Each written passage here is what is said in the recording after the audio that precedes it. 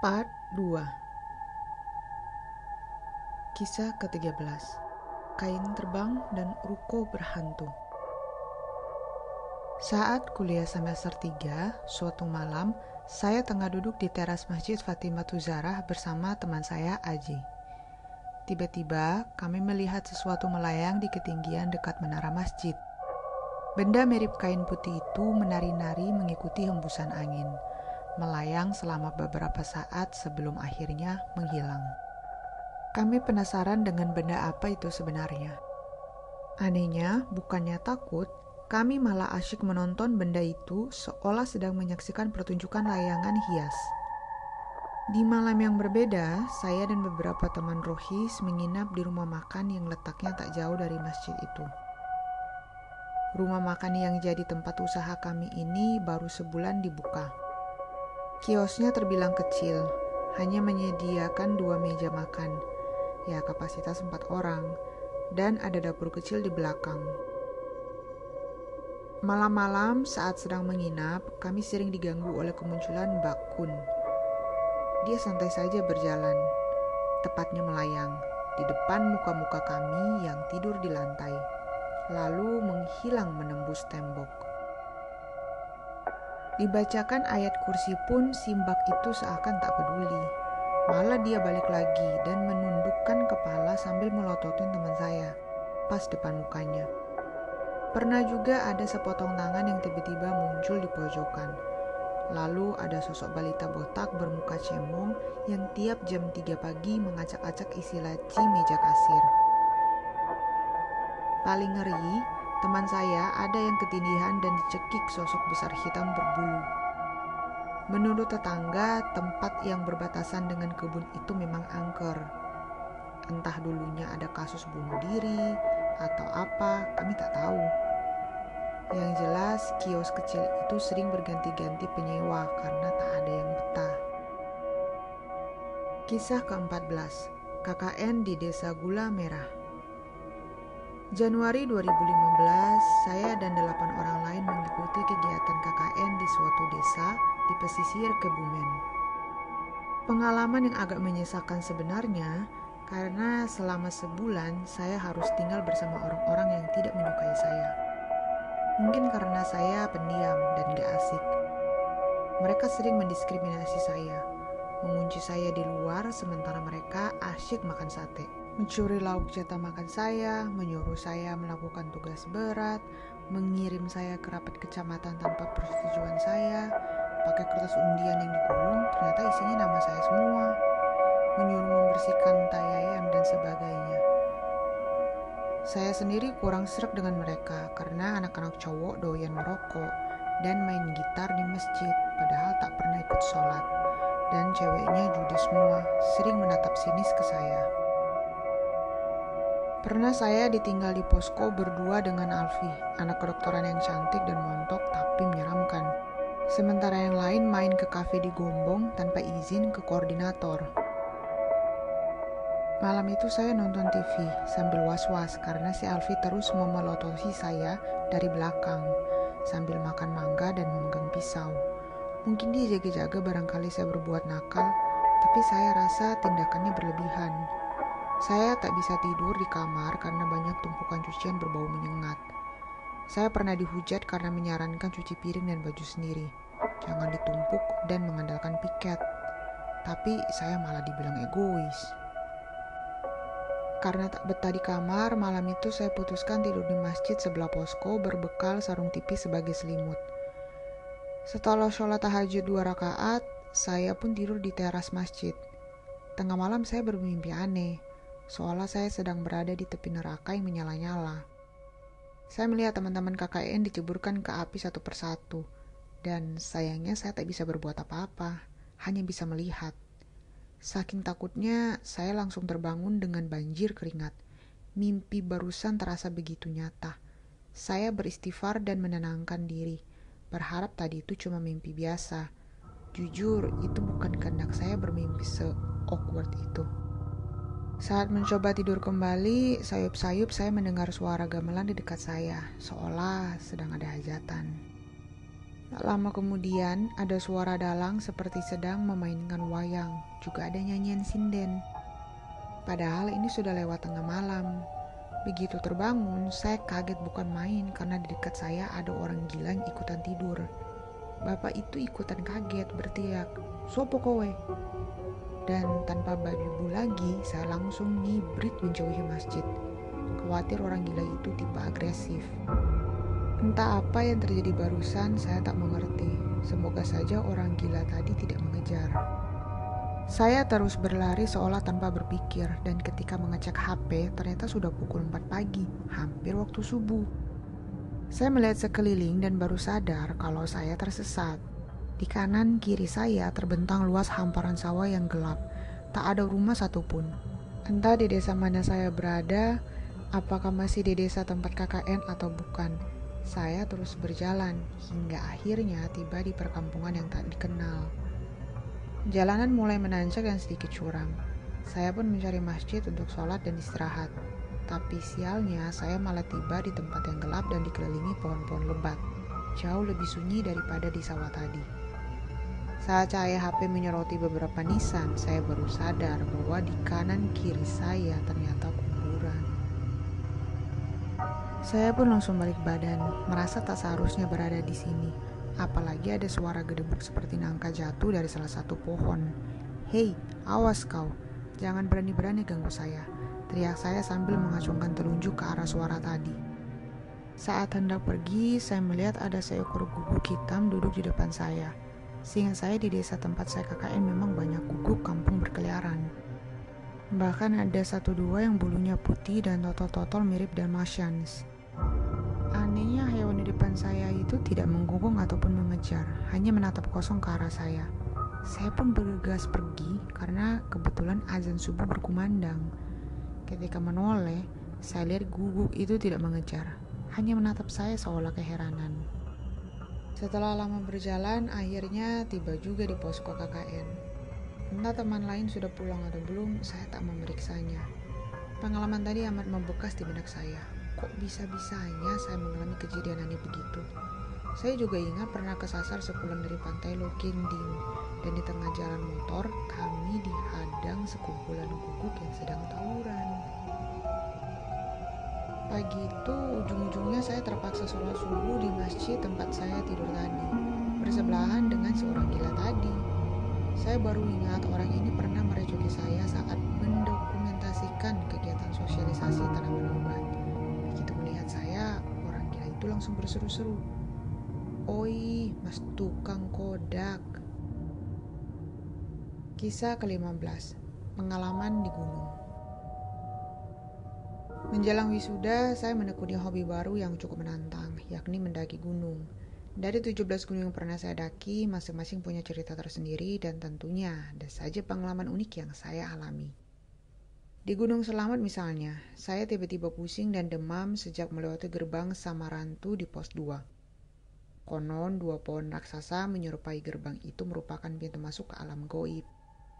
Malamnya saya menggigil dan meringkuk di tenda, tapi tak memberitahu teman saya karena khawatir summit attack-nya dibatalkan.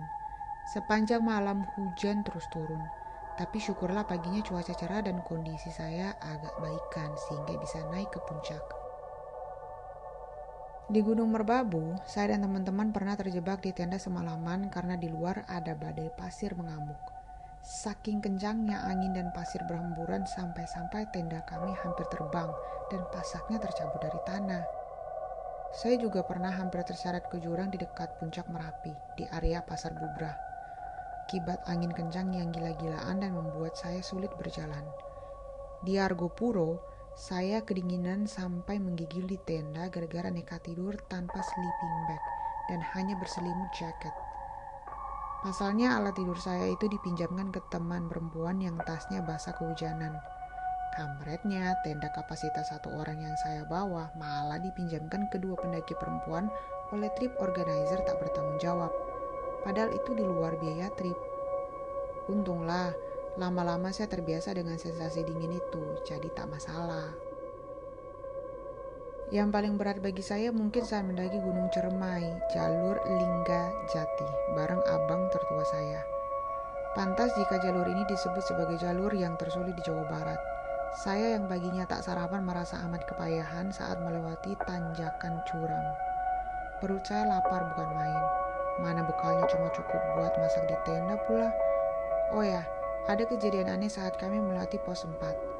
Ada orang yang tiba-tiba berada di jalur depan kami, padahal sebelumnya orang itu tengah ngopi santai di pos 3. Apakah dia bisa teleportasi? Atau ada sosok lain yang menyerupai dia? Entahlah, hal ganjil seperti ini memang sering terjadi di pendakian, jadi kami tak ambil pusing. Karena keburu sore dan kelelahan, kami memutuskan bermalam di pos 6 bersama 4 pendaki lain yang kami temui di jalan. Kami beristirahat di tenda masing-masing. Tengah malam saat kami tidur, tiba-tiba terdengar suara aneh dari tengah hutan. Entah suara apa itu, apakah hewan nokturnal, macan kumbang cermai atau apa, kami tak tahu. Yang jelas hanya kami berenam yang camping di situ. Suara tadi terus terdengar seperti yang bukan hanya satu, tapi dua seolah saling bersautan. Saya dan abang saling pandang di tengah suasana mencekam itu, berzikir sebanyak mungkin. Tak disangka, orang di tenda sebelah malah berisik. Itu suara apaan sih? Itu suara apaan? Dan langsung dikeplak temannya. Udah diam, ntar juga pergi. Tahun lalu saya mendaki Gunung Cikuray dan entah kenapa saya dicuekin teman-teman selama perjalanan. Kami mendaki berlima, tapi saya merasa seperti mendaki solo. Pertanyaan saya tak digubris, panggilan saya dianggap makin lalu. Saya pikir mereka salah mengira ini hari ulang tahun saya, makanya iseng ngeprank. Saya rasa setelah lama tak jumpa, sifat teman kuliah saya banyak berubah. Malamnya karena kesal saya naik sendirian ke puncak, sementara yang lain masak-masak di tenda. Saya memotret langit berbintang lengkap dengan hamparan Milky Way, bermodalkan kamera HP dan tripod yang saya pasang di atas gardu. Saat asyik memotret, ada sekelompok pendaki lewat di dekat saya dan ngomong kasar, menyebut anjir sebagainya. Seolah menyindir saya tapi tak berani bilang langsung. Katanya saya menghalangi jalan, padahal area puncak kan luas. Harusnya mereka bisa lewat mana saja karena tempat ini memang sepi. Menurut saya malah dia yang mengganggu dan arogan. Mentang-mentang saya sendirian dan dia berkelompok. Enggan berkonflik, saya pun menyudahi kegiatan saya dan memutuskan turun ke tenda. Langsung tidur setelah makan sedikit. Malam harinya kami terbangun. Ada suara ribut-ribut di tenda sebelah. 2 teman saya yang laki-laki keluar untuk memeriksa. Rupanya ada yang kesurupan dan itu persis di samping tempat saya tidur. Banyak pendaki lain yang datang berkerumun menawarkan bantuan. Beberapa orang bertugas memegangi tangan kanan si kesurupan, lainnya cuma bantu doa termasuk saya. Kang Somai yang tiap harinya berjualan di situ turut membantu meruqyah orang tersebut, memaksa dengan kasar agar si makhluk gaib segera keluar. Kata si hantu, dia tak suka orang yang dirasukinya karena berisik saat mendaki. Sok-sokan nantangin sambil tertawa keras, makanya dirasuki biar dia tahu rasa. Dasar orang kota, pikir saya. 2 teman cewek sampai mengungsi ke tenda saya karena ketakutan. Karena canggung cuma bertiga di tenda, apalagi dengan lawan jenis, saya berdiri hendak membantu yang di luar. Tapi 2 teman cewek ini menahan saya, katanya takut ditinggal. Ya sudah, karena ngantuk berat, saya pun lanjut tidur saja. Terakhir saya dengar orang yang kesurupan itu akhirnya sadar dan dalam kondisi linglung. Dia bilang ke temannya mau pergi pipis, tapi langsung dilarang karena takut kenapa-napa lagi. Kisah ke-16, ditempeli sosok gaib. Di antara semua pengalaman mistis saya, mungkin ini yang paling aneh, horor dan mencekam menurut saya. Suatu malam, saya bermimpi tengah berada di suatu jalanan sepi dan gelap. Di kiri kanan berdiri bangunan asing dan banyak orang berwujud aneh, hitam legam dan bertanduk yang mengelilingi saya. Sosok mereka agak samar seperti kabut, seakan mereka datang dari dimensi yang jauh. Di tengah kebingungan, terdengar azan di suatu tempat, dan ke tempat itulah saya bergegas untuk menyelamatkan diri. Suara azan itu rupanya berasal dari masjid dekat kos saya, dan di dalamnya banyak orang-orang bersorban putih. Saya pun merasa lega dan tertolong. Entah apa arti dari mimpi tersebut. Suatu hari saat sedang tidur siang, saya bermimpi terdampar di suatu kuburan yang gelap. sepi dipenuhi pohon-pohon kering yang hitam menakutkan. Entah bagaimana ceritanya, saya tiba-tiba ada di situ. Yang pasti saya jadi terkejut bukan main. Karena tiba-tiba saja, saya sudah dikelilingi puluhan sosok pocong yang bermunculan dari dalam kuburan. Makhluk-makhluk itu mengepung saya seperti di film-film zombie. Entah dapat keberanian dari mana, saya berteriak garang dan maju menyerang mereka. Persis adegan di film Matrix Reloaded, di mana Neo bertarung sendirian melawan pasukan Smith. Saya pun meninju dan menendang mereka satu persatu hingga terpental jauh. Saat sedang seru-serunya, lagi-lagi saya terbangun saat azan zuhur berkumandang. Saat saya tinggal di perantauan, baik saat kuliah atau kerja, saya sering sekali mengalami mimpi yang sama. Di mimpi itu saya tengah berjalan kaki hendak ke rumah, melewati rumah-rumah tetangga yang terasa asing. Tapi anehnya saya tak kunjung sampai, seakan sedang berjalan di treadmill dan cuma dapat capeknya saja. Jalanan itu terasa begitu terjal dan menanjak, bahkan ada yang kemiringannya 60 derajat. Begitu sampai rumah, yang saya lihat bukan rumah saya yang sekarang, tapi rumah saya belasan tahun lalu saat belum direnovasi, dengan kamar mandi luar, atap genteng tanpa plafon, dan pohon-pohon penuh kenangan yang saat ini sudah ditebang. Mimpi ini terus berulang hampir tiap bulan.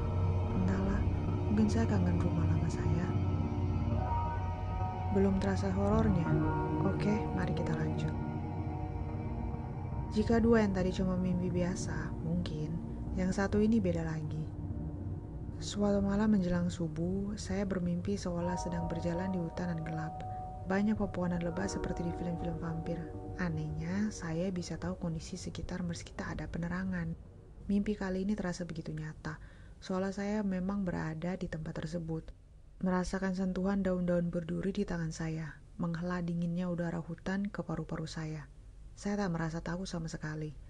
Meski tempat itu begitu asing dan jauh, tiba-tiba saya melihat sebuah rumah kecil berdinding anyaman bambu di tengah hutan. Entah rumah siapa. Modelnya mirip rumah tetangga saya saat masih kecil dulu, berlantai tanah dan beratap jerami. Saya pun melewati pagar bambu, berkeliling rumah itu ke setiap sudutnya seolah melihat-lihat rumah sendiri. Belum habis penasaran saya, tiba-tiba ada seorang wanita muda yang berdiri di pintu sambil menggandeng anak lelaki usia 3 tahun. Wanita berdasar bunga-bunga itu menatap saya galak, seakan berkata tak seharusnya saya ada di situ. Entah kenapa saya merasa bahwa dia adalah istri saya yang berasal dari dimensi berbeda. Saya masih terdiam keheranan saat sayup-sayup terdengar suara azan dari kejauhan. Perlahan sambil terus mengawasi wanita itu, saya pun berjalan keluar dan menjauh dari rumah itu. Dan di saat yang sama pula saya terbangun dari mimpi. Pukul 4 pagi, tepat saat azan berkumandang dari musola dekat rumah. Saya terdiam sambil menghela napas panjang. Mimpi tadi terasa amat nyata, beda dengan mimpi-mimpi saya sebelumnya. Mungkinkah ini yang dinamakan astral projection? Meraga sukma, ruh keluar dari badan tanpa sadar, yang konon pernah dialami setiap orang minimal sekali seumur hidup. Lalu siapakah wanita muda dan anak laki-laki tadi? Apakah ini ada hubungannya dengan pengalaman saya di nomor 1? Entahlah. Masih ada kaitannya dengan yang tadi. Di lain hari saya bermimpi ada jenazah gadis yang entah kenapa kerandanya malah dibawa ke rumah saya. Saya syok karena mayat yang masih mulus itu terus memelototi saya, seolah minta sesuatu dari saya. Mungkin peristiwa berikut ini ada kaitannya, atau malah mungkin inilah asal muasal dua mimpi aneh tadi. Beberapa bulan sebelumnya, Bagdaisha, saat sedang searching di internet, saya membaca berita tentang kasus ruda paksa yang berujung pembunuhan seorang gadis remaja. Jenazahnya ditemukan dalam kondisi tanpa, ya begitulah, di pinggir sungai. Cantik juga batin saya saat melihat foto korban pembunuhan. Gadis itu tengah tersenyum manis dan bagian matanya disensor mosaik. Saya tak kenal dia, tapi bentuk pipi dan bibirnya mirip teman kuliah saya. Cuma mirip loh, teman saya ini sekarang masih hidup, sehat walafiat. Beberapa detik setelah saya membatin tersebut, tiba-tiba pintu kamar saya ada yang mengetuk. Sekali, 2 kali, lalu hening. Saya terdiam, pasang telinga baik-baik. Saya pikir itu kakak atau keponakan yang iseng menjahili saya, tapi tak terdengar langkah kakinya. Begitu pintu dibuka, saya kaget karena tak melihat siapapun di depan kamar. Bahkan hewan kecil macam cicak atau kumbang yang kemungkinan menimbulkan bunyi tadi juga tak ada. Kakak dan orang tua saya tidur di lantai bawah, letaknya agak jauh. Jadi kalau ada yang datang, pasti terdengar langkah kakinya di tangga. "Hei, siapapun itu, pergilah, jangan ganggu saya," kata saya ke arah kegelapan. Tak ada jawaban. Saya pun menutup pintu dan memutuskan langsung tidur. Memalukan sekali. Gara-gara terbayang terus wajah si gadis korban, teringat senyumannya. Malam itu saya sampai mimpi basah. Semprul. Ngapain coba saya sampai segitunya? Hal itu sungguh terjadi di luar kendali saya. Saya merasa sangat bersalah. Apalagi yang bersangkutan sudah almarhumah. Aduh, padahal sebelumnya saya tak pernah mengalami yang seperti itu. Esok paginya saat saya bertanya ke mbak saya apakah dia semalam ke kamar saya, dia malah cerita bahwa tadi malam di jam yang sama dengan kesaksian saya, pintu dan jendela kamarnya di lantai bawah ada yang mengetuk. Mbak tak berani mengintip karena takut itu adalah maling. Waduh, kok malah tambah serem batin saya. Siapa sosok itu sebenarnya? Kejadian semacam ini bukan sekali itu saja terjadi. Di malam yang lain, jendela di sebelah ranjang saya ada yang mengetuk dari luar. Jadi posisi sebelah kamar saya adalah balkon. Sementara sisi lainnya berupa rooftop yang berbatasan dengan kebun. Tak ada cara lain untuk mencapai balkon selain menaiki tangga luar. Sebab pintu lantai 2 dikunci rapat untuk mencegah lubernya air hujan. Ketukan itu terdengar lagi. Tadinya saya kira itu ibu yang biasanya membangunkan saya lewat balkon, sekalian mematikan lampu luar. Namun ketika saya menyibak gorden, tak ada siapa-siapa di luar. Selain kegelapan pekat, begitu melihat jam, saya terkejut karena saat itu belum waktu subuh, masih pukul 1 malam. Jadi mana mungkin ibu membangunkan saya malam-malam begini. Bodoh amatlah pikir saya, memutuskan kembali tidur. Menurut cerita teman saya, bunyi ketukan macam itu biasanya ulah Mr. Po yang menjedot-jedotkan kepalanya. Puncaknya adalah 3 bulan lalu ketika saya tinggal di Kuningan. Saya bermimpi didatangi sosok Mbak Kunti di jendela yang terbuka. Dia terus cekikkan sambil mengawasi saya yang sedang tiduran. Karena kesal dia tak kunjung pergi, saya pun mengusir dengan cara meludahi mukanya. Hingga akhirnya dia terbang menjauh sambil menjerit-jerit. Suaranya amat memekakkan telinga, seolah-olah kejadian di mimpi itu nyata. Menurut feeling saya, makhluk itulah yang selama ini menempeli saya, yang kerok yang bikin saya susah jodoh selama 10 tahun terakhir. Jadi ceritanya begini, sejak saya masuk kuliah hingga sekarang, setiap kali saya bertemu perempuan, entah kenal atau tidak, reaksinya pasti selalu gak enak, bersikap judes, dan menatap sini seolah membenci saya, termasuk teman KKN di cerita sebelumnya. Tidak semuanya sih, ada juga yang baik, seperti keluarga atau teman dekat yang benar-benar mengenal saya. Tapi kebanyakan dari kaum wanita bereaksi seakan saya ini orang jahat atau buaya darat. Padahal memegang tangan wanita saja saya tak berani. Lucunya, hal ini hanya terjadi saat si wanita melihat saya secara langsung. Ada teman saya yang iseng memakai foto saya di aplikasi kencan. Dan bukan main, banyaknya cewek-cewek yang tertarik mendaftar jadi pacarnya. Katanya muka saya ganteng, gagah, dan sebagainya. Saat aksi teman ini kepergok, saya kesal bukan main karena di dunia nyata, saya sendiri malah susah dapat pasangan. Para gadis seperti menghindari saya demi alasan yang tak masuk akal. Pernah saya hampir melamar seorang gadis. Sudah bertemu ayahnya juga, tapi dia memutuskan menjauh karena katanya mau fokus kuliah. Tak disangka, setelah saya sabar menunggu, dia malah menikah dengan lelaki lain beberapa bulan sebelum wisuda. Makanya saya trauma dengan tipe perempuan tertentu, dan sampai sekarang saya belum juga menikah.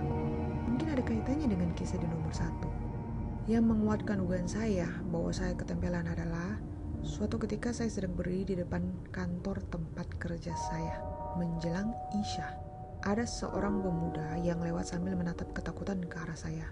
Tapi saya merasa yang dia tatap bukan saya, melainkan ke belakang saya yang saat itu tak ada siapa-siapa. Mungkinkah pemuda itu seorang indigo yang bisa melihat sesuatu di belakang saya? Apa saya beneran ketempelan? Jika iya, dari mana asalnya?